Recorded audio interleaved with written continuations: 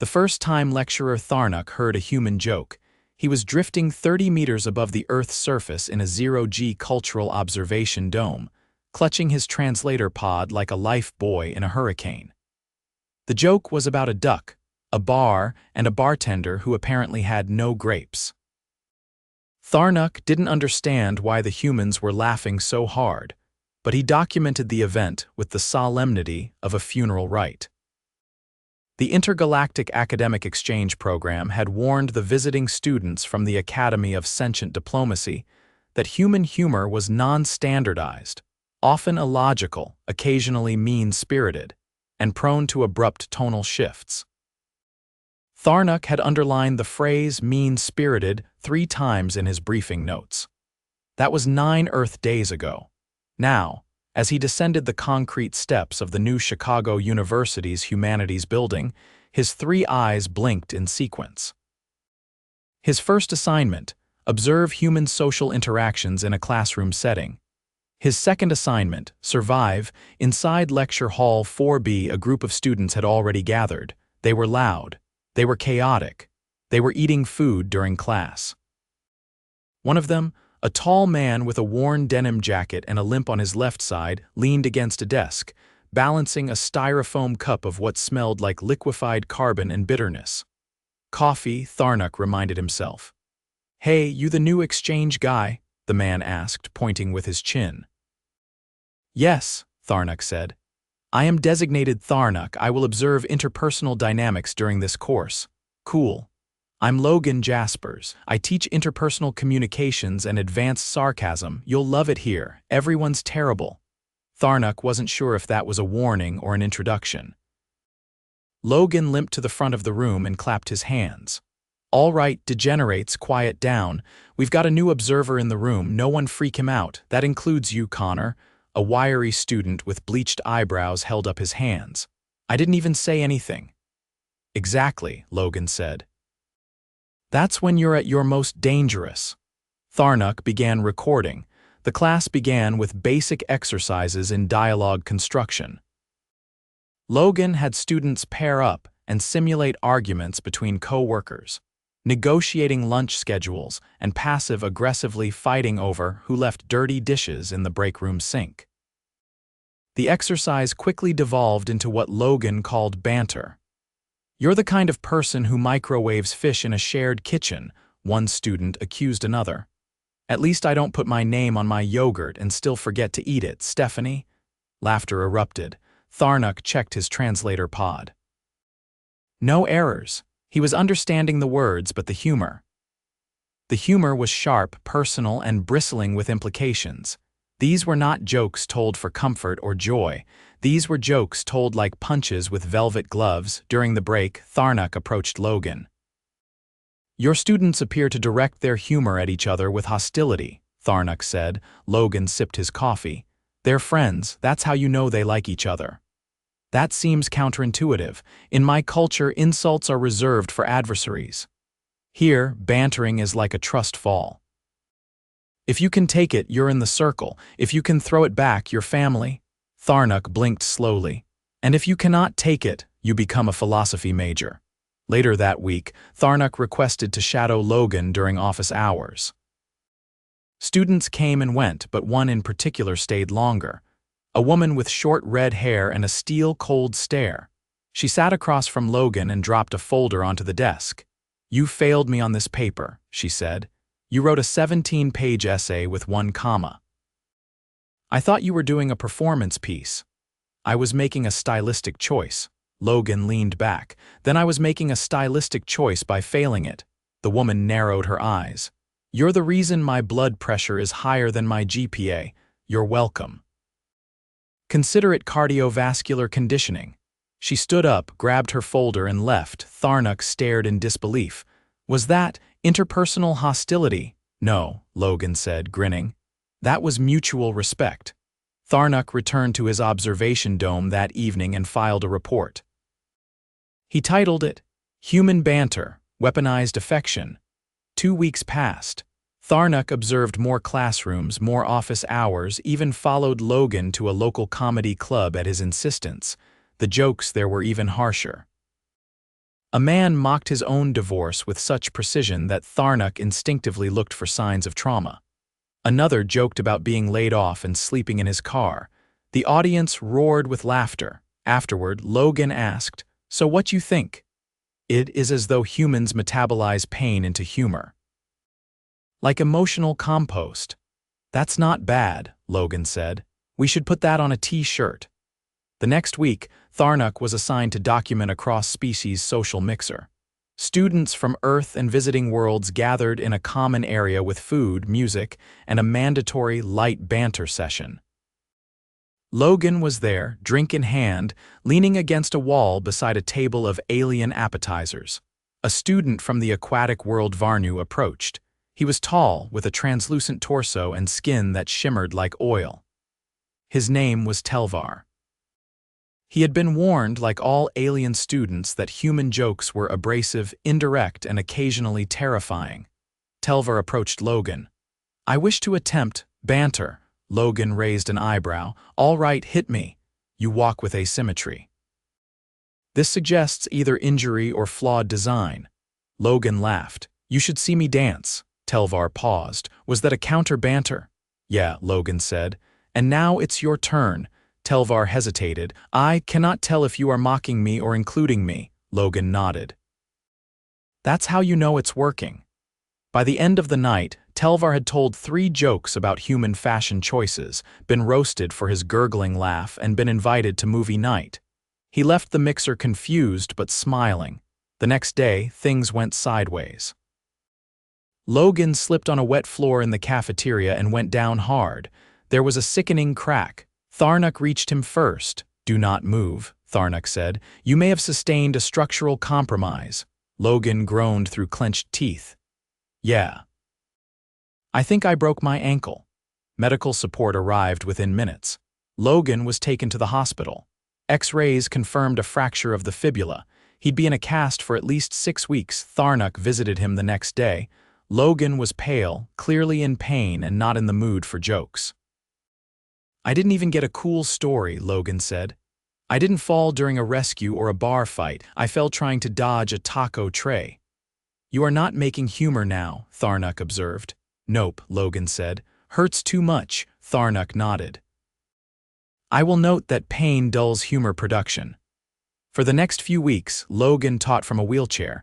His banter was slower, less frequent. Students noticed. Even the sharp-tongued redhead from earlier brought him coffee unprompted. Tharnuk watched it all. One day after class, Logan looked at Tharnuk. "You ever wonder why we joke like this?" "Constantly," Tharnuk said. "Because if we didn't, we'd just stare at the void and scream. That is, very human." Logan chuckled painfully. "Yeah. And very true." Tharnuk finished his report 1 week later. It was titled, "Human Humor as Adaptive Mechanism, an Anthropological Study of Banter, Pain, and Belonging." He ended it with a single sentence. "They laugh because it hurts and because not laughing would hurt more." And for the first time in his career, Tharnuk added a personal note outside the formal report. "I have begun attempting banter." "I insulted a colleague's data formatting." He laughed. "I believe we are now friends." And so the warnings had not been exaggerated. Human jokes were harsh, but they were also bridges, forged in fire and sarcasm, linking pain to camaraderie. Logan's left foot was encased in fiberglass up to his knee, the crutches leaning against the wall unused for the moment. He had propped the cast on a battered ottoman that had seen better decades. The lights in his office were dimmed not for ambience, but because the fluorescence overhead flickered like a haunted vending machine. Tharnuk stood near the door, his data tablet clutched against his side, observing Logan as he tried to wrestle a sock over his right foot without bending forward. "You appear to be enacting a ritual of frustration," Tharnuk said. "I'm trying to put on a sock without dislocating another joint," Logan muttered. "You ever try this seated? It's like playing chess with your own spine." Tharnuk tilted his head. "Chess is not typically a physical activity. That's because you've never had to argue with a lumbar disc." There was a knock, a low, rhythmic tap that didn't match any of the usual students' hurried knocks. Tharnuk opened the door. Standing there was an alien student Tharnuk recognized from the interspecies ethics seminar. Her name translated loosely to Vel, though her full designation spanned 17 syllables and required 2 clicks of the tongue Tharnuk still couldn't produce. She hailed from the Lycari cluster, gelatinous-bodied, semi-translucent, and bioluminescent along her core. Today, her glow pulsed a cool lavender, which Tharnuk interpreted as cautious curiosity. "I was informed Professor Jaspers sustained a structural failure," she said. "Is now a permissible time to observe human recovery behavior?" Logan waved her in. "Sure, come on in. You're just in time to watch me lose a battle with footwear." Vel moved with a gliding slide across the floor and adjusted her posture so her primary eye faced Logan directly. "Your species uses rigid external structures to stabilize internal damage." "Yeah," Logan said, tugging the sock the rest of the way. "Keeps the bones from dancing in the wrong directions while they knit themselves back together." Vel paused, eye narrowing. "Your body repairs osseous fractures autonomously. It tries, doesn't always succeed. That's when we bring out the screws and plates. Your skeleton is reconfigurable, temporarily," Logan said, "but not like some kind of upgrade. More like duct tape with ambition." Tharnuk tapped a note into his tablet. Logan noticed. "You keeping track of how many times I almost fall over?" "I am documenting your pain management behaviors." "Well, today's method is lukewarm tea and not thinking too hard about the throbbing." Vel leaned in slightly.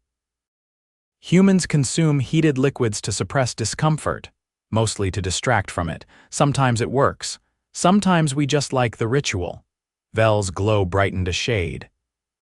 "I would like to participate in this ritual."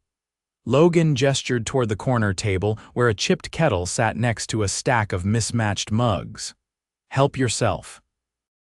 There's green tea, black tea, something called hibiscus that tastes like regret." Vel poured delicately, her tendrils adjusting their grip on the mug like a pianist tuning for pressure. She sipped, her glow flickered orange.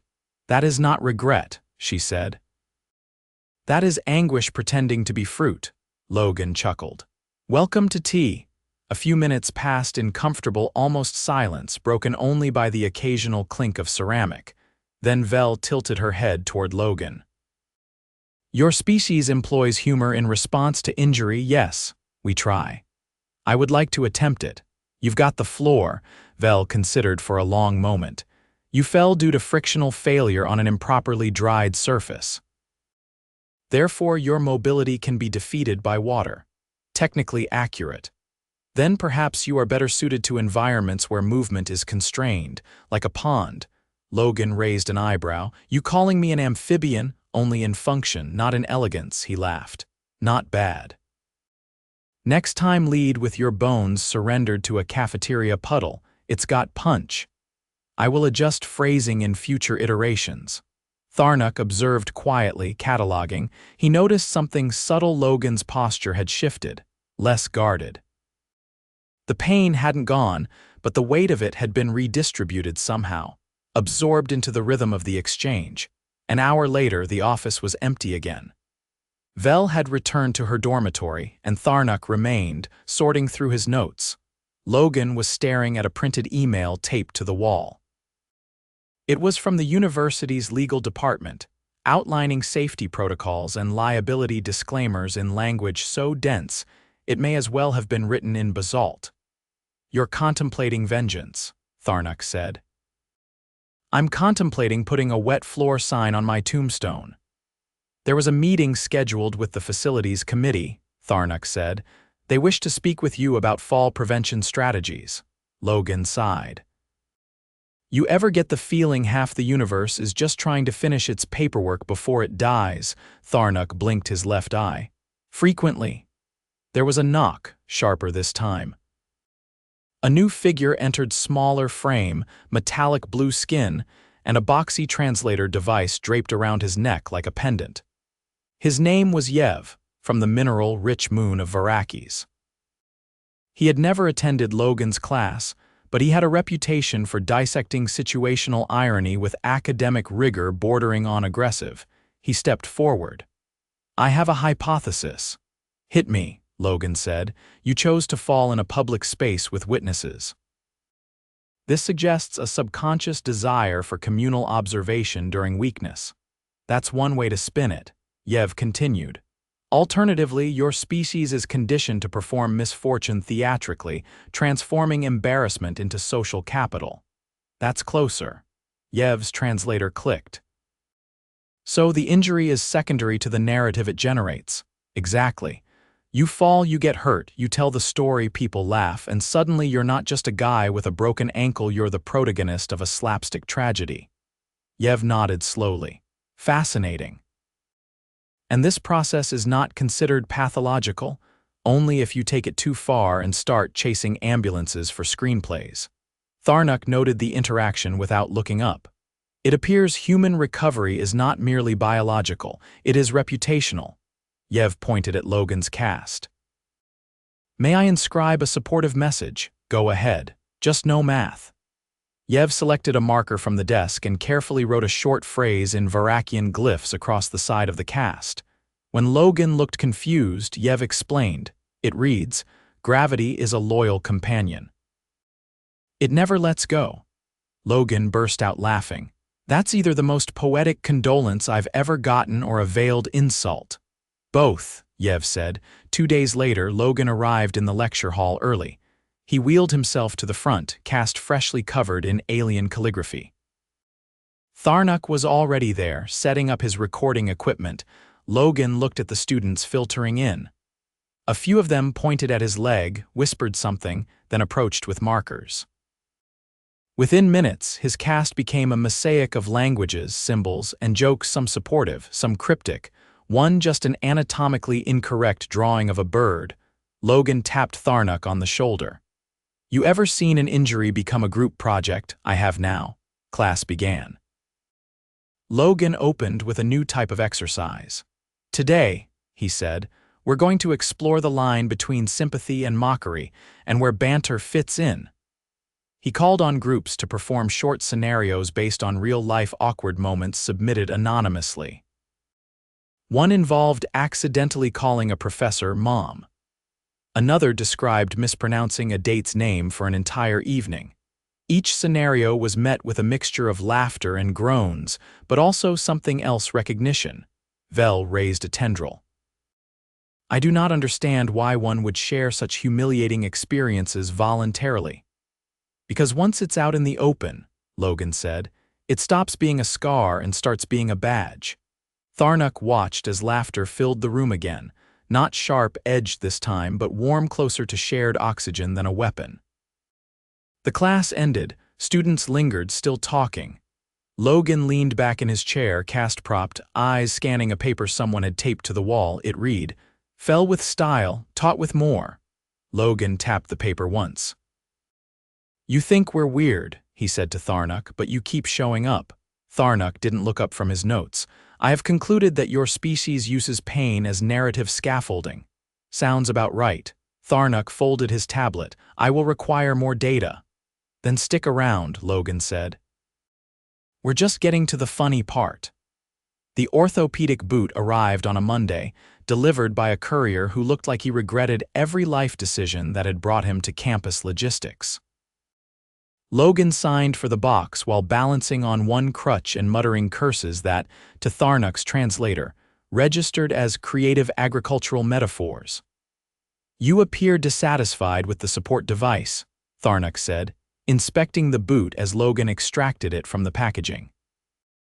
"I was hoping for something less medieval." Logan held it up. "Look at this thing. I'm about to become the first adjunct professor to storm a castle while grading midterms. It is functional, is it not? It's also 90% Velcro.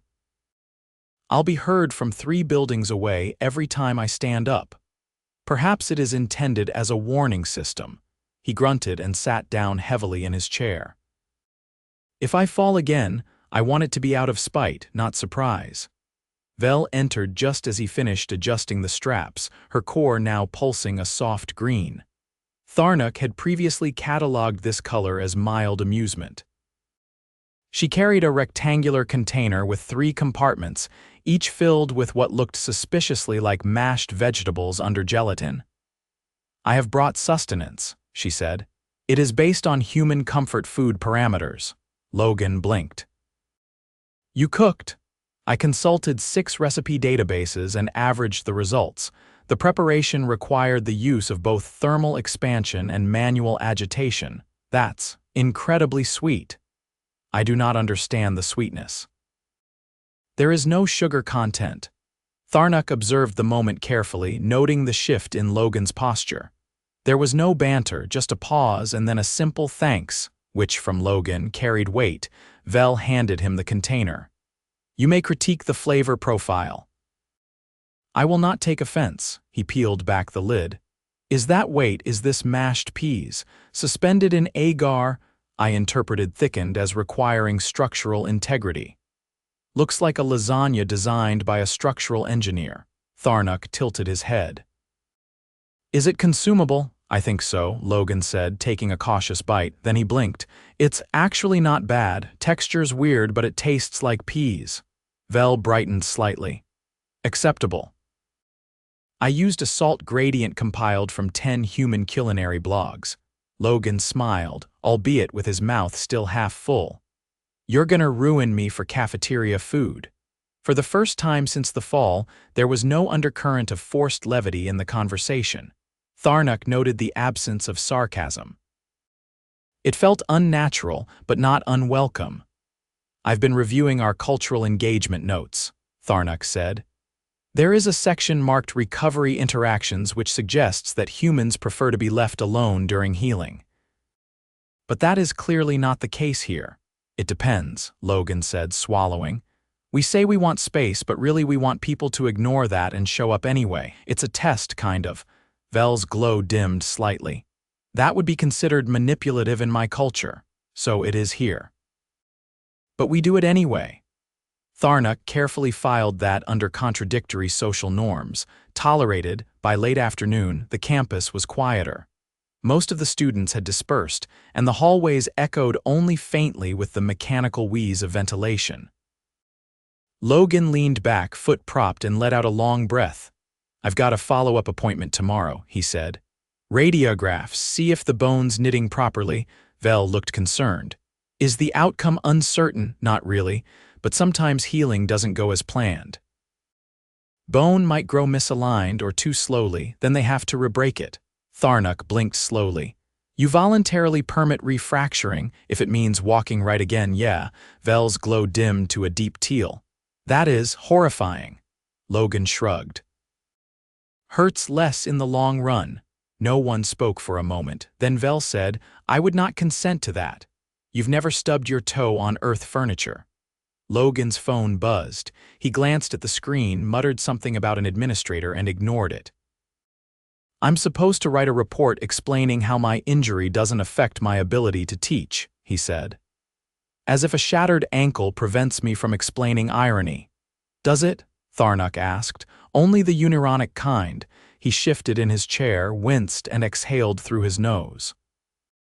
"They also want me to attend a meeting on environmental safety awareness, which is code for please don't sue us." Vel's glow flickered. "Will you?" "Only if I'm allowed to bring props." "Maybe reenact the fall using a scaled model and dramatic narration." "I could create a holographic simulation," Tharnuk offered. "Even better. Add in a slow-motion replay." Vel leaned forward. "You should include exaggerated screaming. I'll dub over myself with opera." Tharnuk made a note. "Humans frequently convert misfortune into performative satire." The next morning, Logan arrived at the clinic on campus, accompanied by Tharnuk. Vel had offered, but Logan declined, not wanting to subject her to the hospital's fluorescent lighting and antiseptic smell. The waiting room was filled with students in various stages of disrepair sprains, coughs, a young man cradling a clarinet with a bandaged mouth. Tharnuk remained standing, observing. "Logan Jaspers," the nurse called. They followed her to a small imaging room where a technician gestured toward a padded table. Boot off, the tech said. Foot flat. Don't move. As the machine powered up and the technician stepped behind the shield, Logan turned to Tharnuk. If they say I need more screws in my leg, I'm naming them after committee members. The technician returned and said nothing, only nodding and tapping the screen. 15 minutes later, Logan was back in the exam room, staring at the wall-mounted diagram of a foot. The physician entered, a man in his 60s with a necktie printed with cartoon kidneys. He glanced at the chart and smiled. Healing's on track. Callus formation looks good. You're cleared to start weight-bearing with crutches. No more hopping, Logan exhaled. So no re-braking? Not unless you fall again. Tharnuk tilted his head. This is a positive outcome. In human terms, Logan said, it's downright celebratory. The physician handed over a printed set of exercises. Start these tomorrow, don't rush. Bones healing, but the muscles and tendons need to catch up. Back on campus, Logan made a deliberate point of walking slowly with both crutches, testing how much weight he could bear. Tharnuk walked beside him. The hallway was empty except for a lone student eating something out of a thermos that smelled like scorched cinnamon. You know, I never thought I'd miss stairs, Logan said. Do you? No. But I appreciate them more now that I'm not staring at them like a death sentence. They reached the classroom.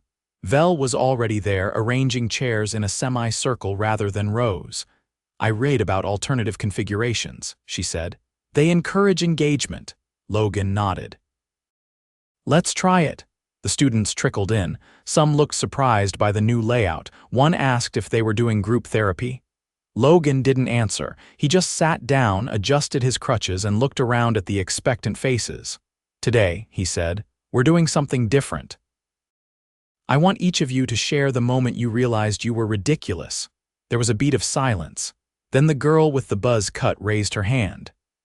I once tried to impress someone by pretending to like jazz. I ended up at a 3-hour trumpet solo concert. I cried. Laughter erupted. Vel raised her tendril. I misinterpreted a handshake and attempted to reciprocate with a headbutt. Logan grinned. See, this is the good stuff. One by one they shared. No sarcasm, no competition, just honest, awkward moments. The kind you only laugh at once they stop burning. Tharnuk didn't take notes this time. He just watched. After class, Logan leaned back, stretched his leg, and looked at Tharnuk. You think they learned anything? Yes, Tharnuk said. They learned that vulnerability can be offered without defense. That is rare among your species. Logan nodded. It's hard to teach that. You did not teach it, Tharnuk said. You demonstrated it. Vel approached and handed Logan a folded piece of paper. I compiled your fall into a narrative structure. I believe it qualifies as a cautionary fable. He opened it. Inside was a stick figure slipping on a glossy floor, surrounded by tiny annotations in 3 languages. At the bottom, even gravity respects a good story. Logan laughed. Not the defensive kind, not the bravado kind, just clean, quiet appreciation. He tucked the paper into his bag and stood, bearing weight on the healing leg. Guess I'm getting better. And still ridiculous, Tharnuk added. Always, Logan said, but now I walk like I earned it.